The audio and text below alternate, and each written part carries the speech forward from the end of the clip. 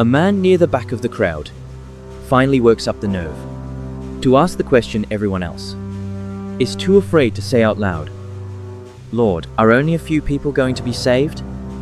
It's a strange thing to ask a stranger on a dusty road, but it's not really a question about theology.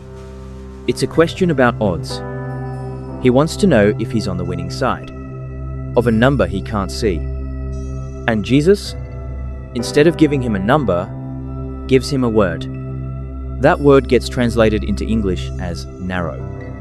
And for centuries, that one word has quietly convinced people that heaven is stingy. A tight little doorway built to keep most of the world out. But the word Jesus actually used never meant small.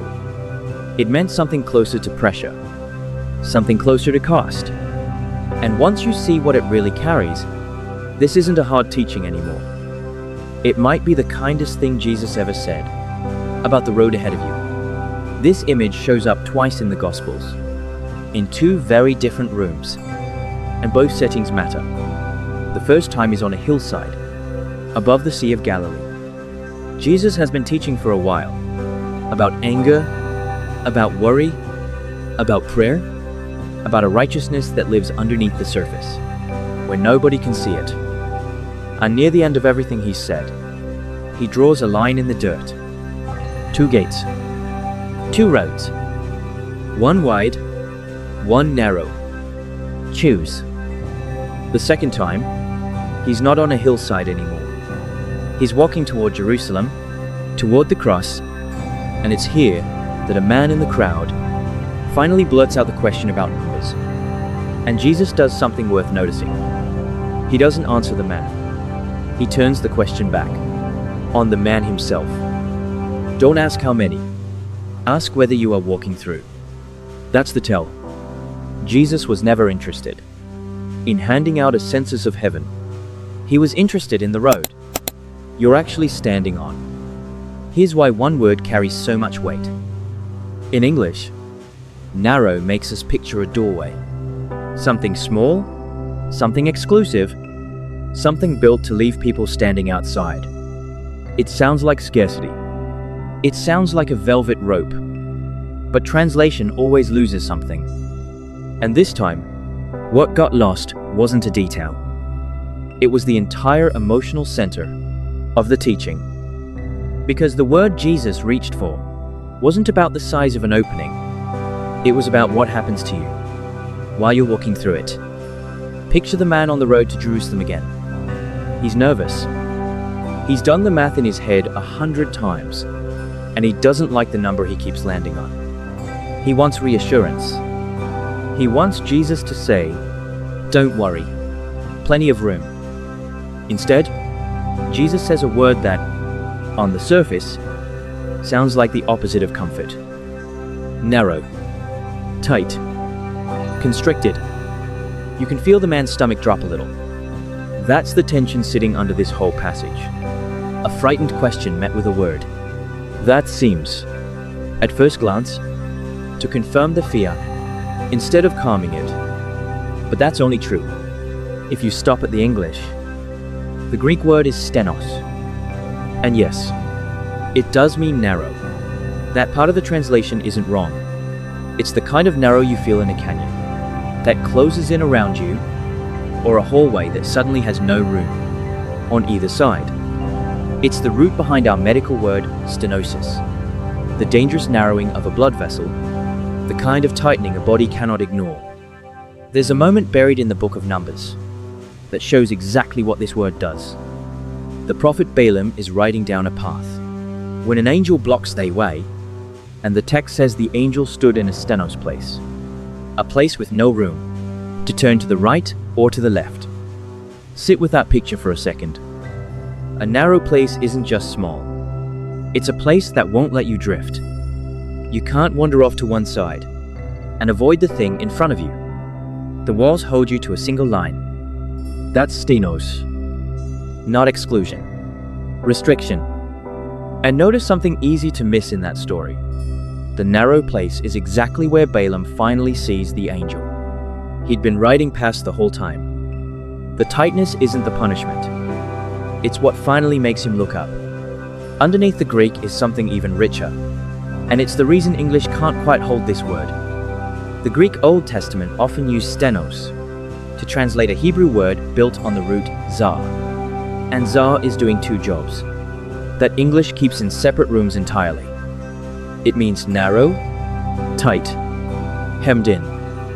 But the very same word also means distress, trouble, anguish. In Hebrew, the word for a tight physical space and the word for emotional suffering are the same word. To be squeezed by life and to be squeezed by a canyon wall were never two different experiences. To the people who first used this language, they were one experience wearing two faces. So long before Jesus ever spoke a syllable of Greek. On that hillside, the vocabulary he grew up inside of had already fused narrow and hard into a single idea. The tight road was always understood as the hard road. That's not an accident of translation. That's the entire point. Sitting right there in the word. Look at how carefully the contrast is built. The wide road doesn't get the same word at all. It gets one that means roomy, spacious, built for spreading out. Plenty of space for the cart, the cargo, every version of yourself you never wanted to put down. That's exactly the danger of it. A road with infinite room to drift, asks nothing of you, and corrects nothing in you. And there's a second word worth pulling out, because it sharpens the picture even further. In Matthew, the road that leads to life isn't just called narrow. The word describing it is a form of the Greek verb thlibō, which means to press, to crush, to squeeze, the way you'd press grapes to get the juice out. This is the same word family the New Testament uses elsewhere, for affliction and tribulation, the pressures that come with following God at all. Jesus only reaches for this exact word once, in this exact spot. He had gentler words for narrow available to him. He picked the one that means crushed. And in Luke, there's a third layer. Jesus doesn't just say enter. He says strive to enter, using the Greek word agōnizomai. You can hear our English word agonize, sitting right inside it. It's the word for a wrestler straining against an opponent, a runner emptying every last bit of himself before the finish line. This was never the vocabulary of a casual stroll toward heaven. It's the vocabulary of a full body effort. Before we go further, I want to pause for a second. If studies like this, digging into the actual words Jesus used and what they carried, are helping you read scripture with new eyes, take a moment to subscribe. It genuinely helps this channel reach other people looking for exactly this kind of thing. And if you're already part of this community, thank you. It means more than you'd think. Now, back to the road. Because here's where the fear the man carried onto that dusty path finally starts to loosen. Jesus wasn't introducing something new.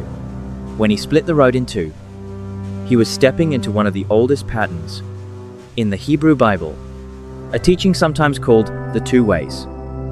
You hear it in Moses' final address to Israel, standing on the edge of the promised land. I have set before you life and death, blessing and cursing. Therefore, choose life.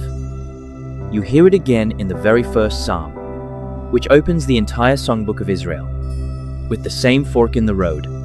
One path like a tree planted by water, roots reaching deep. The other like chaff, weightless, blown away by the first strong wind.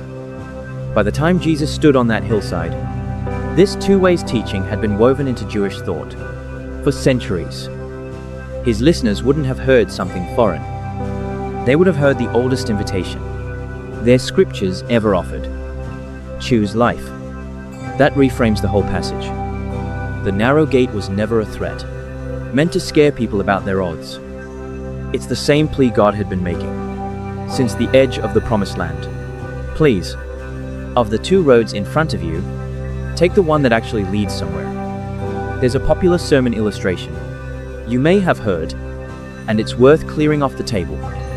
It claims the narrow gate was a small door, cut into the larger city gate of Jerusalem, sometimes called the eye of the needle, where a camel could only pass through on its knees, stripped of all its baggage. It's a lovely image.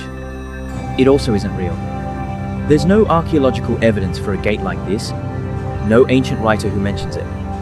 It's a much later invention, repeated from one preacher to the next, because it makes the saying feel more manageable.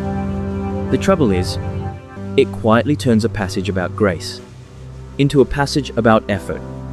Squeeze hard enough, unload enough baggage, and you'll fit. That was never what Jesus was describing. He wasn't pointing at a clever architectural feature. He was using an image every traveler in the ancient world understood instantly.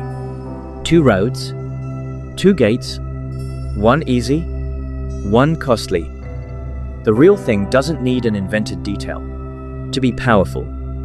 The words themselves already carry all the weight they need to. Here's where it would be easy to overcorrect.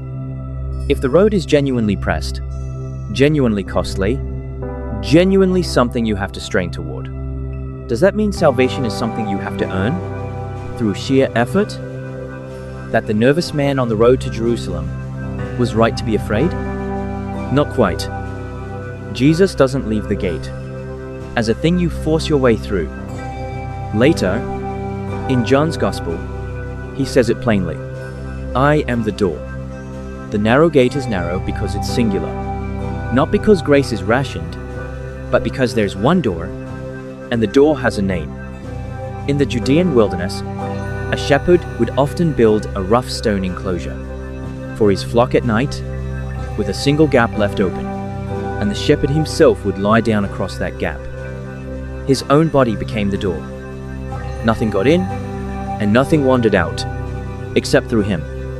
The striving Jesus calls for isn't the striving of someone trying to earn their way in. It's the striving of someone who has already found the one door, and refuses to wander back toward the wide one. Think about an ancient walled town at dusk. The great gates, wide enough for carts, traders, animals loaded down with goods, were shut and barred as soon as the sun dropped, because a city with its main gate open after dark was a city asking to be raided. But built into or beside that great gate was almost always a second, smaller opening, low, narrow, made for a single person on foot. A traveler arriving after the main gate was already barred, had exactly one way in. He couldn't bring the loaded cart through it. He couldn't bring the whole caravan. He had to come on foot, and he had to come light, leaving behind whatever he couldn't carry through, in his own 2 hands. The gate didn't decide whether he could enter. It decided how much of his old life came in with him. That's the picture underneath the words. Not a trick gate, not a kneeling camel, just the ordinary, honest truth that a narrow way will not admit everything you were hoping to bring along. So what does this mean for you, on whatever road you're walking right now? If your life with God has felt hard lately, pressed, costly, like walls closing in with no room to drift, the Greek says you might be exactly where you're supposed to be. Difficulty on the right road was never meant to feel like proof. You took a wrong turn. Sometimes the squeeze is the sign you're still on the path, not off it. If you're exhausted, it might not be because the road itself is too hard. It might be because you're dragging a loaded caravan down a footpath built for someone traveling light. The grudge you won't put down, the version of yourself you refuse to surrender, the divided loyalty you keep trying to carry through anyway. The gate isn't asking you to become strong enough to haul it all through. It's asking you to set it down so you can fit. And if you've never really chosen a road on purpose, if you've just been drifting, doing what's easy, doing what everyone around you is doing, that's worth naming honestly. 2. Nobody wakes up and decides to walk toward ruin. The wide road is simply the one you end up on, by never deciding anything at all. The man on that road wanted a number. He wanted to know if the saved were a small, anxious few. Jesus, in his mercy, never gave him one, because the number was never the point. The road was the point. The gate was the point. And the person standing in the gate was the point. Narrow was never a warning that grace runs short. In the language Jesus actually spoke, it meant a road that presses, a road that costs you the things you were never meant to keep, and a single, real door at the end of it, standing open, calling people in from every direction.